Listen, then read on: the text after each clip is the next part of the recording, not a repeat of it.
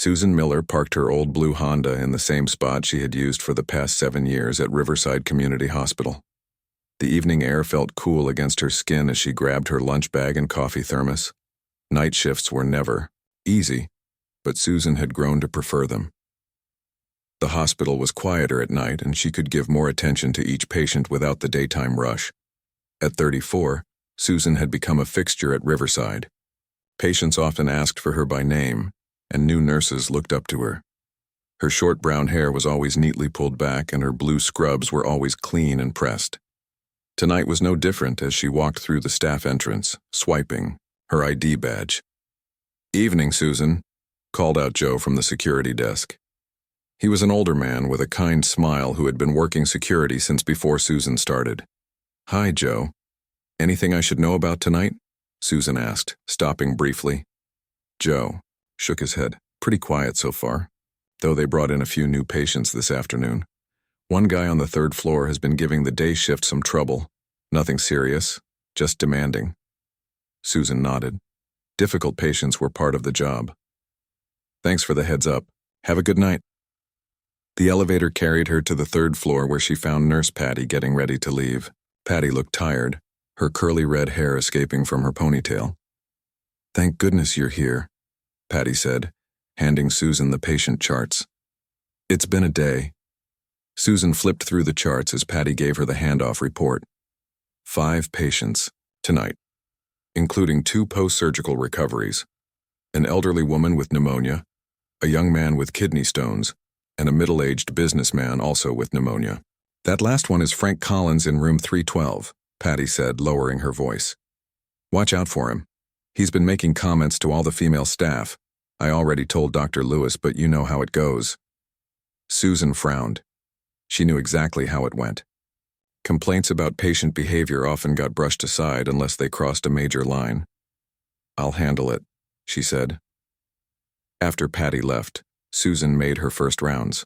The post-surgical patients were sleeping. The elderly woman needed help to the bathroom. The young man with kidney stones needed pain medication, all routine care that Susan handled efficiently. Then she reached room 312. Frank Collins was a well-built man around 50 with salt and pepper hair and an expensive watch on his wrist. He was sitting up in bed watching television when Susan entered.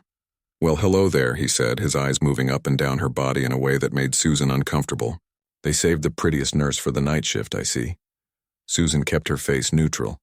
"Good evening, Mr. Collins. I'm Susan, your night nurse. I need to check your vitals and give you your evening medication." As she wrapped the blood pressure cuff around his arm, Frank leaned in closer. "You know, you don't look like most nurses. You're much more attractive." Susan stepped back slightly. "Mr. Collins, I'm here to provide medical care. I'd appreciate it if you kept our interactions professional."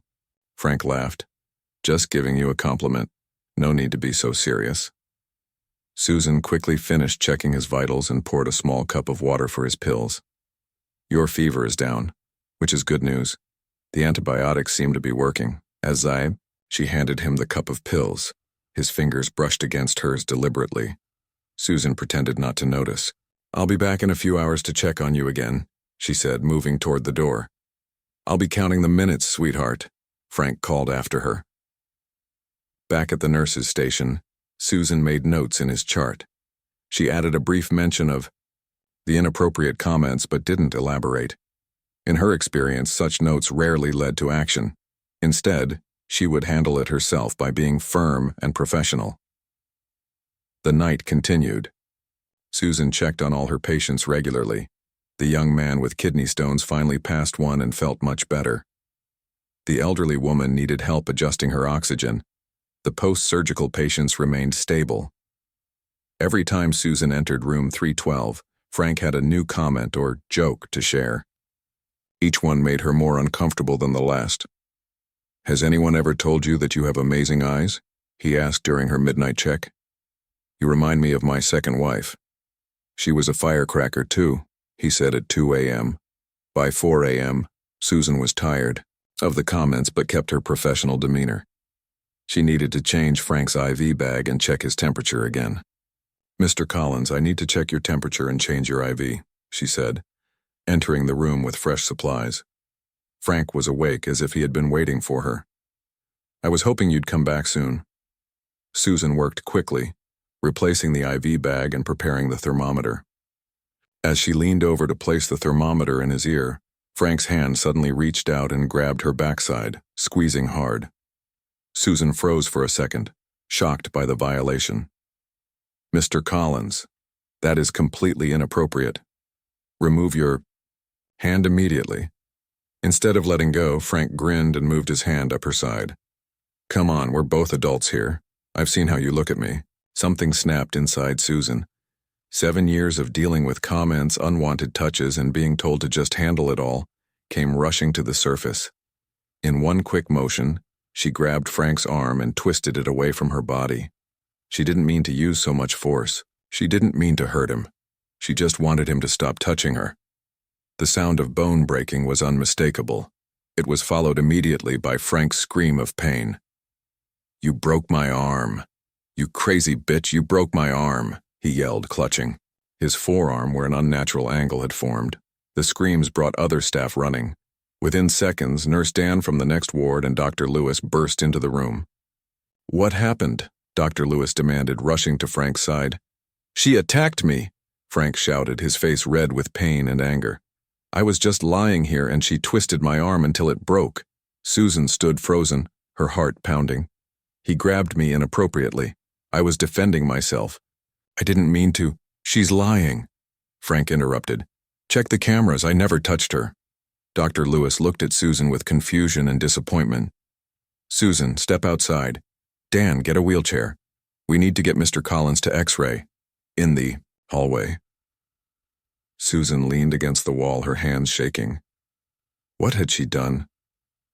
In all her years of nursing, she had never harmed a patient, even when they were difficult or combative. But she also had never been grabbed like that before.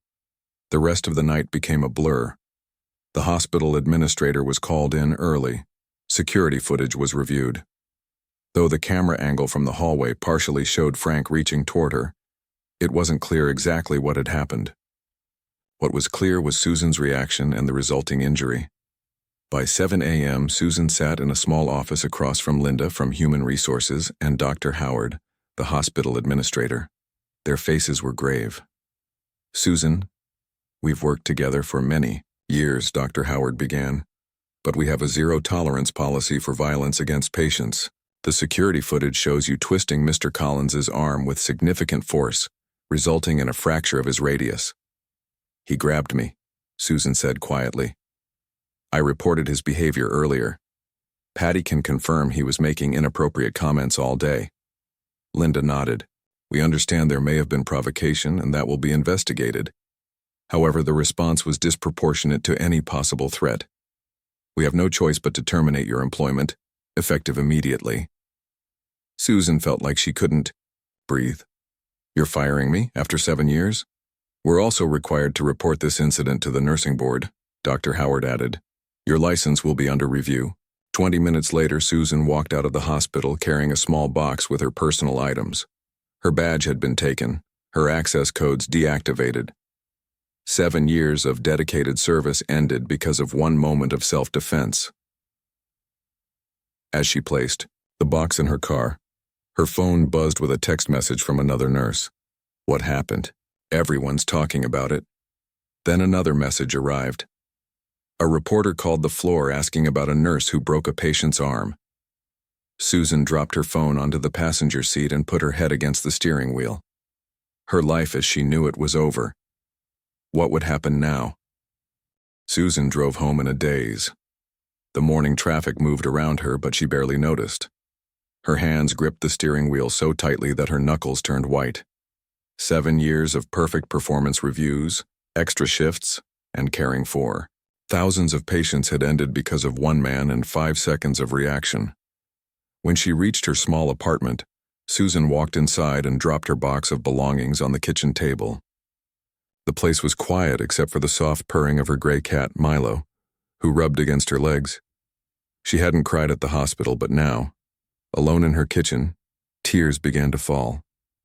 Susan picked up Milo and held him close. "What am I going to do now?" she whispered. The cat just purred louder and nuzzled her chin. Her phone had been buzzing nonstop since she left the hospital. She finally looked at it.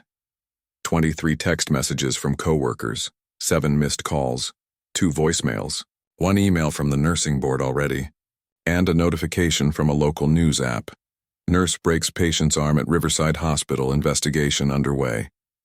Susan's stomach dropped. The news was already reporting on it. She opened the article with shaking fingers. There wasn't much information yet, just that a male patient had suffered a broken arm during an altercation with a nurse who had been fired. The hospital had released a brief statement about their zero-tolerance policy for violence. There was no mention of Frank's behavior or what had actually happened. One of the voicemails was from a reporter asking for her side of the story. The other was from her mother.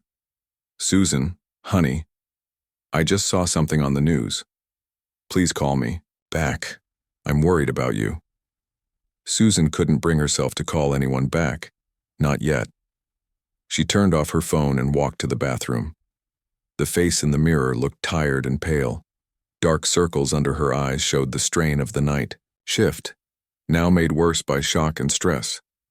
She took a long shower, trying to wash away the feelings of the morning, but the hot water couldn't erase the memory of Frank's hand on her body, or the sound of his bone breaking. It couldn't erase the looks on her boss's faces when they fired her. After changing into sweatpants and an old t-shirt, Susan made herself a cup of tea and sat on her small balcony.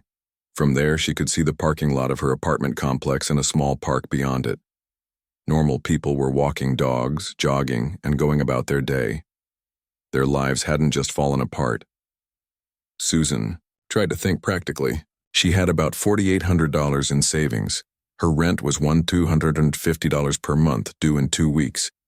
Even if she found another nursing job immediately, the nursing board review might take months. And who would hire her with this hanging over her head? The thought made her stomach twist.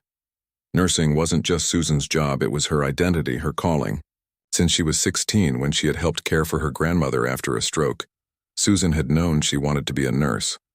Now, at 34, she couldn't imagine being anything else. By afternoon, Susan couldn't avoid the world any longer. She turned her phone back on and was immediately flooded with notifications. There were now more news stories about the incident. Someone had leaked her name to the press. The headlines varied from neutral, "Nurse Susan Miller terminated after patient injury at Riverside," to sensational, "Violent nurse breaks patient's arm in hospital rage incident." Social media was even worse. People who didn't know her or what had happened were already taking sides. No excuse for a healthcare worker to ever harm a patient. I bet there's more to this story. Nurses don't just snap for no reason. This is what happens when hospitals overwork their staff. My cousin was treated by Susan Miller last year. She was always professional. I can't believe she would hurt someone without cause. Susan closed the social media apps. She couldn't bear to read anymore. Instead, she called her mother back. "Oh, Susan, thank goodness. Are you okay?" her mother asked immediately. "Not really, Mom," Susan admitted, her voice breaking. "I lost my job. It's all over the news. I might lose my nursing license." "What happened?" "The news just said there was an incident with a patient." Susan took a deep breath and explained everything. Frank's comments throughout the night, his unwanted touch, her instinctive reaction, the broken arm, the meeting with HR. "That's sexual harassment," her mother exclaimed. "You were defending yourself. They can't fire you for that." "They already did, Mom. And the hospital statement just talks about their zero-tolerance policy for violence against patients. They didn't mention his behavior at all." "You need a lawyer, Susan. This isn't right." Susan sighed. "I can't afford a lawyer. And who would believe me over the hospital? The security camera didn't clearly show him grabbing me. It just shows me twisting his arm." After promising her mother she would be okay, Susan ended the call. But she wasn't sure she would be okay. The reality of her situation was starting to sink in. No job, possibly no career. Her reputation damaged. And all because she defended herself against a man who thought he had the right to touch her. The dire afternoon dragged into evening. Susan couldn't eat. She couldn't focus on television or books. She just sat on her couch, petting Milo and staring at the wall, replaying the moment over and over in her mind. What if she had just stepped back instead of grabbing his arm? What if she had reported his earlier comments more forcefully? What if she had asked to be reassigned? Around 8 o'clock, there was a knock at her door. Susan froze. Was it a reporter? How had they found her address? The knock came again, followed by a familiar voice. Susan, it's Patty from work. Please open up. I just want to make sure you're okay. Susan hesitated, then went to the door. Patty stood there holding a paper bag and looking concerned. I brought dinner, Patty said. I figured you probably haven't eaten. Susan let her in, grateful but embarrassed. Her apartment was a mess, and she looked terrible. But Patty didn't seem to notice or care. The whole floor is talking about what happened, Patty said, unpacking containers of Chinese food on Susan's small kitchen table. It's not fair what they did to you. You heard about Frank's behavior yesterday? Susan asked. Patty nodded. Of course. I warned you about him, remember? He was making comments to all the female staff. I told Dr. Lewis about it before I left yesterday. But Dr. Lewis still sided with Frank this morning. That's because Dr. Lewis is worried about lawsuits, Patty said, handing Susan a container of rice. Frank is some big-shot businessman with connections. The hospital is more concerned about him suing than doing what's right. They ate in silence for a few minutes. Then Patty spoke again. Everyone knows you wouldn't hurt a patient without reason, Susan. You're the most patient nurse on the floor. Remember last month when that drunk guy spit on you, and you still treated him with kindness? The memory made Susan's eyes fill with tears. None of that matters now. My career is over. Don't say that, Patty insisted. This isn't over. Things might look bad right now, but you can't give up. After Patty left, Susan felt slightly better knowing at least one person believed her. But as she got ready for bed, the weight of the day crashed down on her again. Tomorrow would mark 24 hours since her life had fallen apart, and she had no idea what would happen next. As she lay in bed, Susan wondered if she would ever work as a nurse again. She wondered if her name would forever be associated with this one terrible moment. She wondered if Frank Collins knew or cared how much damage he had caused. With these heavy thoughts circling in her mind, Susan finally fell into a troubled sleep around midnight. She had no idea that the next day would change everything. Susan woke up to sunlight streaming through her bedroom window. For a brief moment, everything felt normal. Then the memories of yesterday crashed back. The incident with Frank, the broken arm, the firing, the news stories. It hadn't been a bad dream after all. The clock on her nightstand showed 9:17 a.m. Normally, she would have been home from her night shift for hours by now, sleeping until afternoon. But nothing was normal anymore. Susan dragged herself out of bed and made coffee, moving slowly like an old woman. Milo wound around her ankles, meowing for breakfast. At least someone's life was still simple. Susan filled his bowl and then checked her phone. More messages, more missed calls. The email from the nursing board now had a red exclamation mark next to it. She needed to read it, but she couldn't bring herself to open it yet. Instead, she turned on the small TV in her kitchen. Maybe there would be no mention of her on the morning news. Maybe the world had already moved on to other stories. But there it was, in the local news segment. More developments in the Riverside Hospital incident. The patient, now identified as businessman Frank Collins, claims the nurse attacked him without provocation. Hospital officials maintain their zero-tolerance policy on patient abuse. Susan turned off the TV with shaking hands. Frank was now speaking to the media. Of course he would twist the story to make himself the victim. And the hospital was backing him up with their careful statements about patient abuse. The doorbell rang, startling Susan.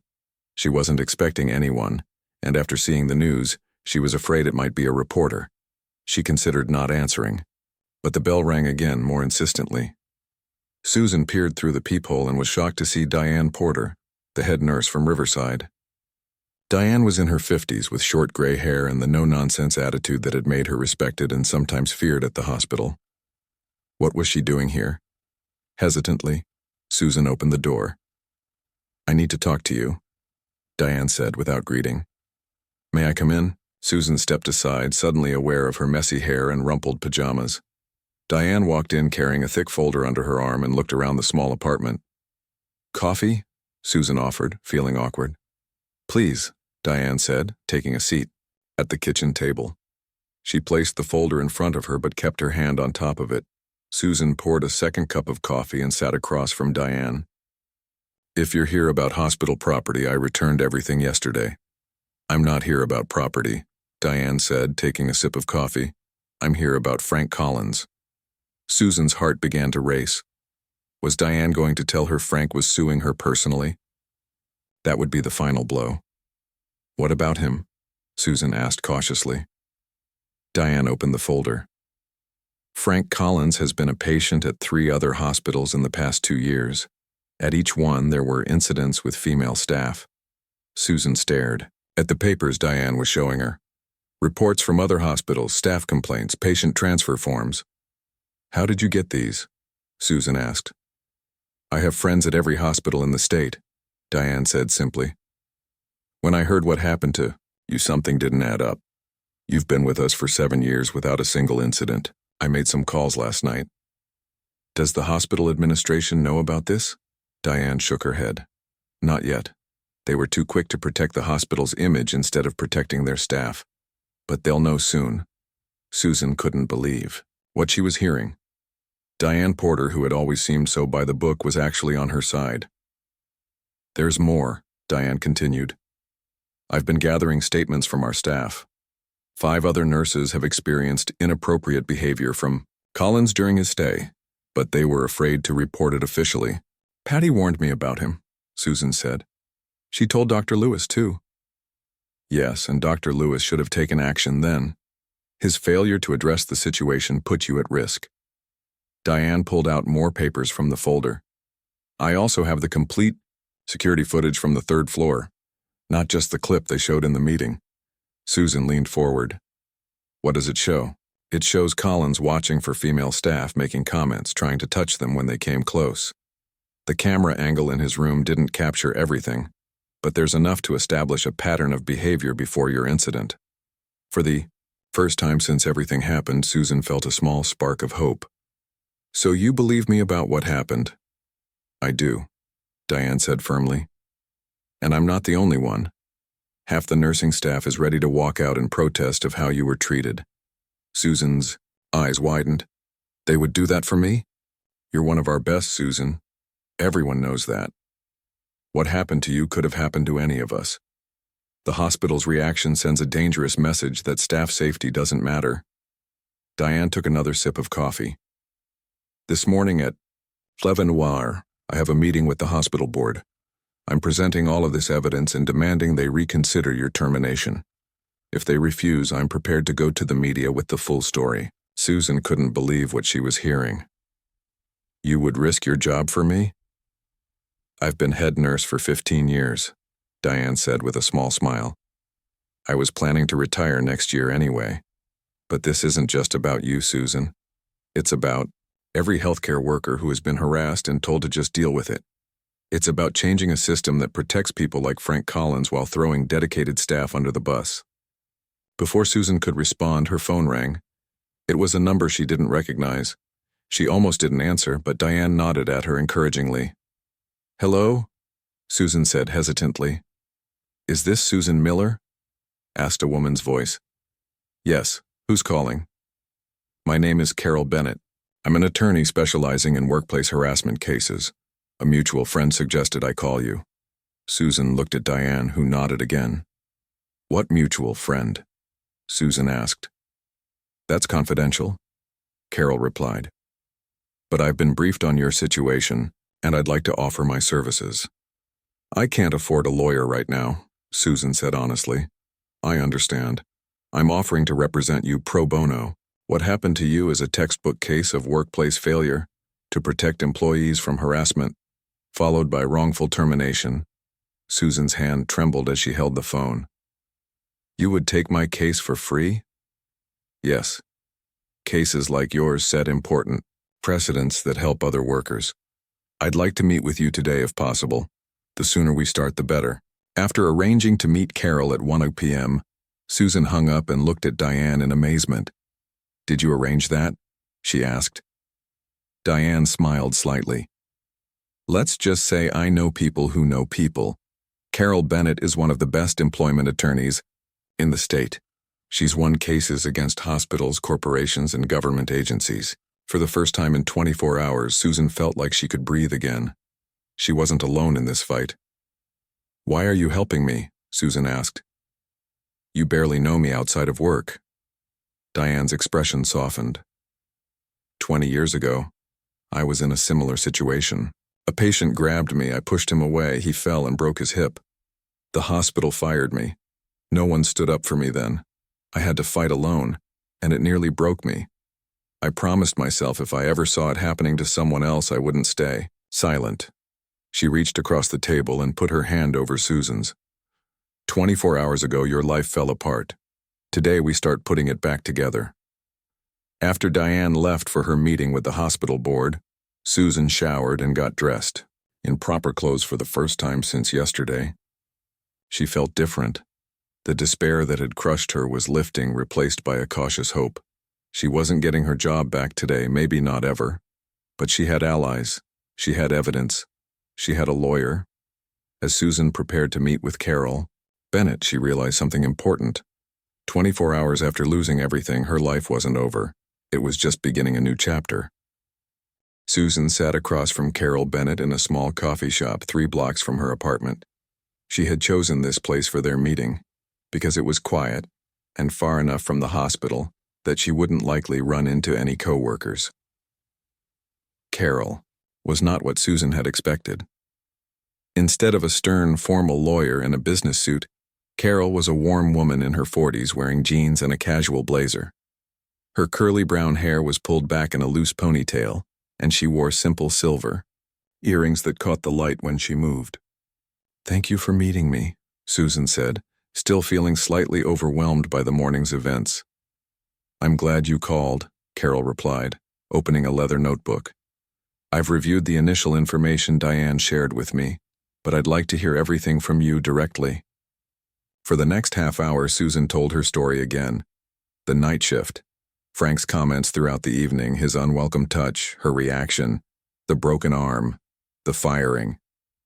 As she spoke, Carol took notes, occasionally asking questions, but mostly just listening. When Susan finished, Carol closed her notebook. "First, I want you to know that I believe you. What happened wasn't your fault. You were defending yourself from assault." Hearing those words from a professional made Susan's eyes fill with tears. The hospital doesn't see it that way. "The hospital is primarily concerned with liability," Carol said.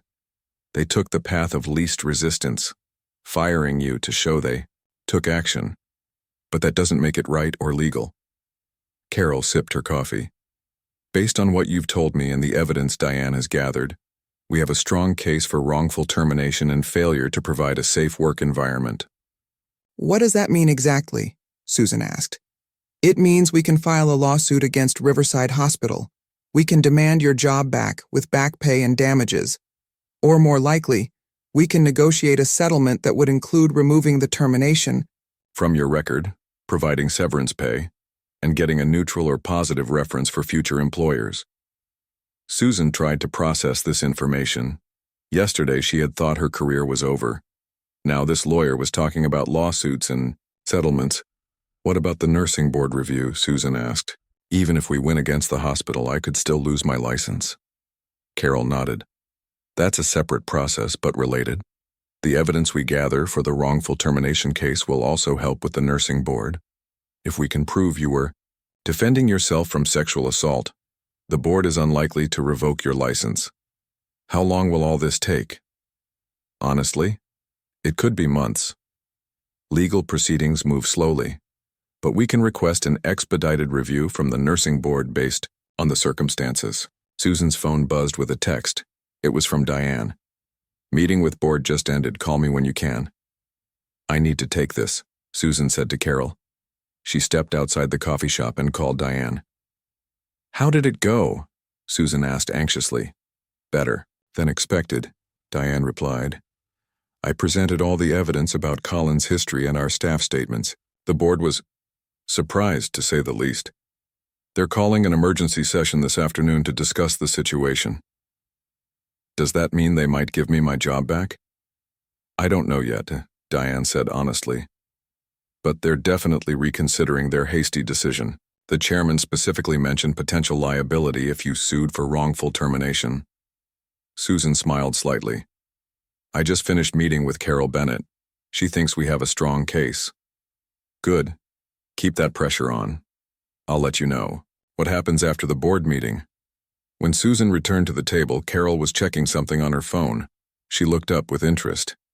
News about your case? She asked. Susan explained what Diane had told her about the hospital board meeting. Carol nodded thoughtfully.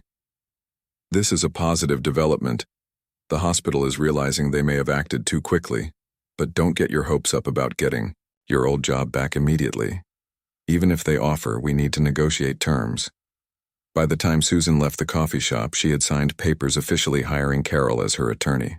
Carol promised to draft a formal complaint against the hospital by the end of the week. Back at her apartment, Susan felt restless. The day's events had given her new energy and purpose. She decided to clean her apartment and do some laundry.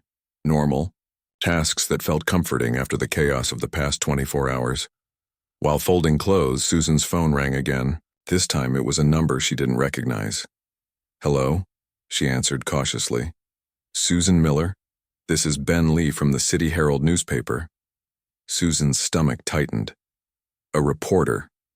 How did you get my number? That's not important, Ben said smoothly. I'm working on a story about what happened at Riverside Hospital, and I'd like to get your side. Susan remembered Carol's advice. Don't speak to the media without legal representation present. I can't comment right now. My attorney would need to be present for any interview. You have an attorney already? Ben sounded surprised. That's interesting. Our initial report only had the hospital statement and Mr. Collins's claims that you attacked him without provocation. That's not what happened, Susan said before she could stop herself. I figured as much, Ben replied. Look, I want to write a fair story. The hospital is being very tight-lipped, and Collins is giving interviews to anyone who will listen. Your perspective matters. Susan hesitated. Can I have my attorney call you to set something up? Absolutely. And off the record, I've heard rumors that Collins has a history of harassing female staff at other hospitals. Is that something you were aware of? This confirmed what Diane had told her. Word was getting out about Frank's past behavior. I can't comment on that right now, Susan said carefully. After getting Ben's contact information for Carol, Susan hung up. The fact that a newspaper reporter was questioning the official story was another positive sign. Around 5 p.m., Diane called again. The board meeting is over, she said, sounding tired but satisfied.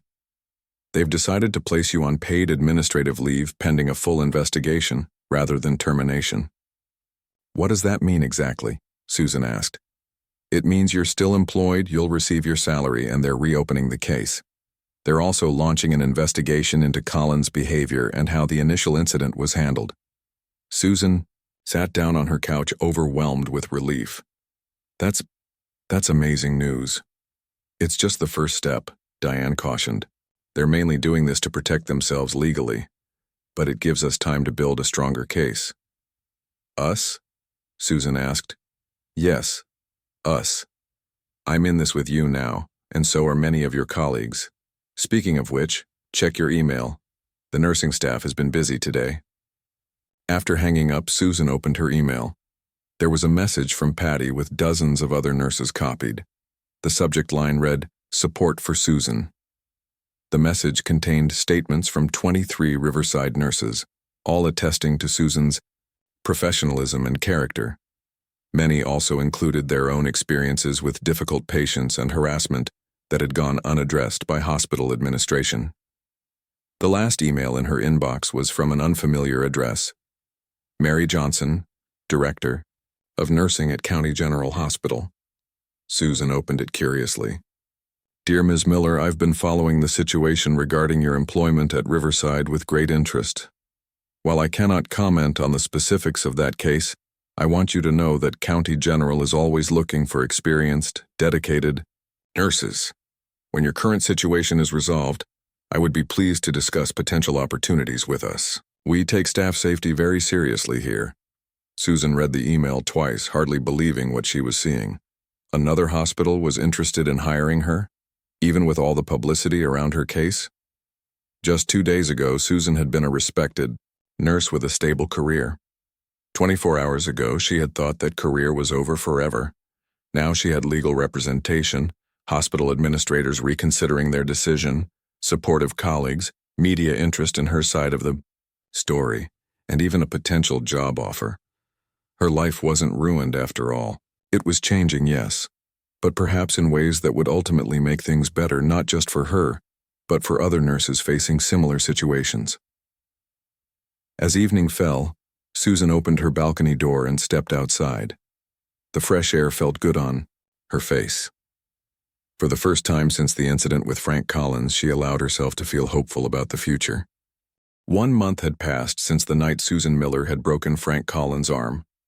The early summer sun shone through the windows of Carol Bennett's office as Susan sat across from her attorney, reviewing the settlement offer from Riverside Community Hospital. They're offering 6 months of severance pay, a formal letter of apology, and the option to resign instead of having a termination on your record, Carol explained, pointing to the key sections of the document. In exchange, you would sign a non-disclosure agreement about the specific terms of the settlement, though you would still be free to discuss the incident itself. Susan looked at the papers in front of her. After weeks of negotiations, the hospital had finally presented what Carol called a reasonable offer. What about the nursing board review? Susan asked. Carol smiled. That's the good news I was saving. I received their decision this morning. Based on the evidence we presented, including the security footage and testimonials from your colleagues, they've decided not to revoke your license. You'll be on probation for 6 months with some required counseling sessions, but that's standard procedure for any traumatic workplace incident. Susan felt a wave of relief wash over her. The past month had been the most stressful of her life, filled with meetings, interviews, and constant worry about her future, but she had survived it. What do you think I should do? Susan asked. Should I accept the settlement? Carol leaned back in her chair. Legally, it's a solid offer. We could push for more money if we took it to court, but that process could drag on for years. This settlement gives you financial security while you find a new position, and it keeps your professional record clean. Susan nodded. The idea of going back to Riverside had lost its appeal anyway. Too much had happened there. I'll take the offer, she decided. As Susan signed the papers, she thought about how much had changed in just 1 month. The day after she had been fired, the City Herald had published an article titled, "Nurse Claims Self-Defense in Hospital Incident, A Deeper Look." Ben Lee had interviewed Susan and Carol, presenting a much more balanced view of what had happened than the initial reports. That article had opened the floodgates. 3 other women came forward with similar experiences involving Frank Collins at different healthcare facilities. It turned out he had a pattern of harassing female staff and then threatening legal action when confronted. None of the previous incidents had escalated to physical confrontation, but the pattern was clear. The public reaction had shifted dramatically. Online comments that had initially condemned Susan now largely supported her. A small group of nurses had even organized a protest outside Riverside Hospital, demanding better protections for healthcare workers facing harassment.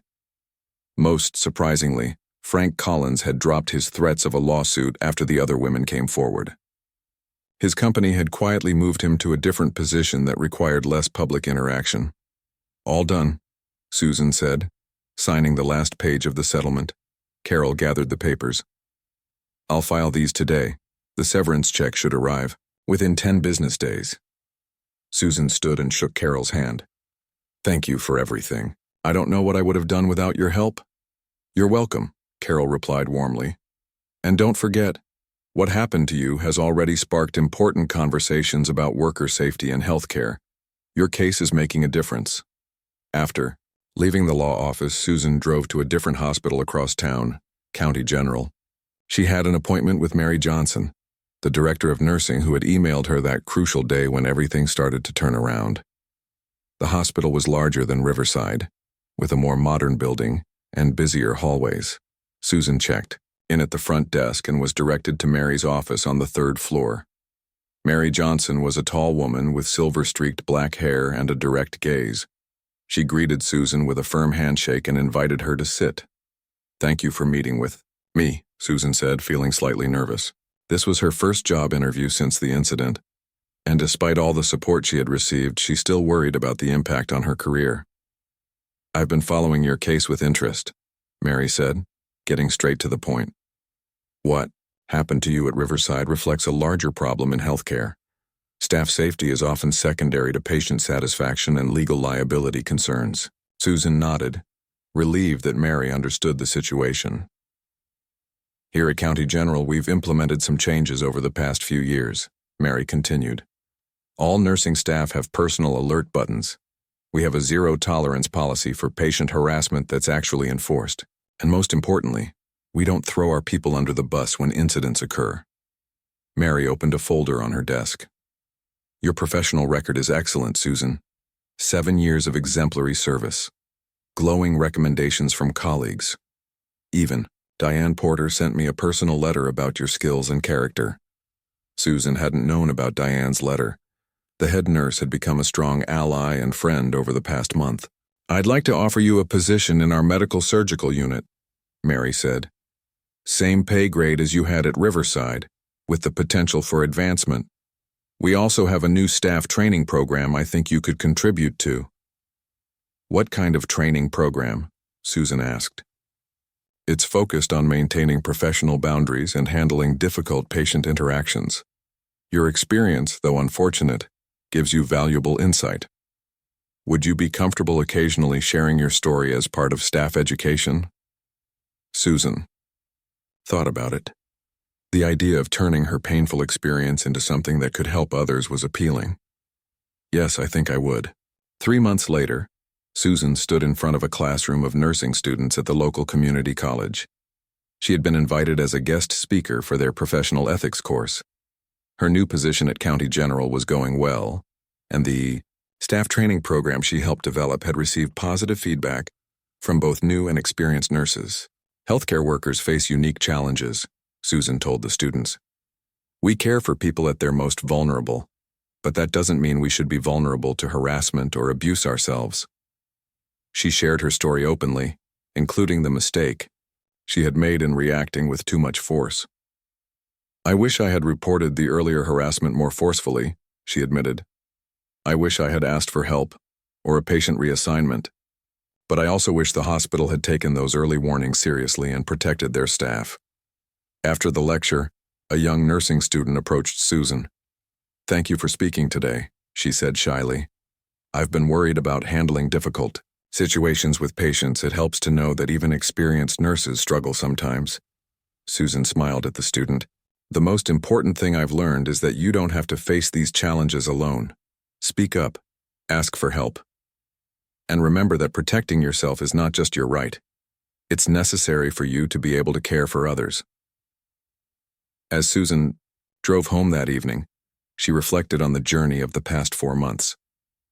Losing her job had been traumatic. For 24 hours, she had believed her life and career were ruined beyond repair. But what had followed was unexpected growth and change. She had a new job with better policies. She was helping develop training that might prevent similar incidents for other nurses. Her case had contributed to policy discussions about healthcare worker safety, and she had discovered strength in herself that she hadn't known existed. Susan's life hadn't ended when she lost her job. Instead, something new and perhaps even better had begun. Exactly 24 hours later, when Diane Porter knocked on her door with a folder full of evidence and hope. Sometimes, Susan realized, what feels like an ending is actually just the difficult beginning of a new chapter.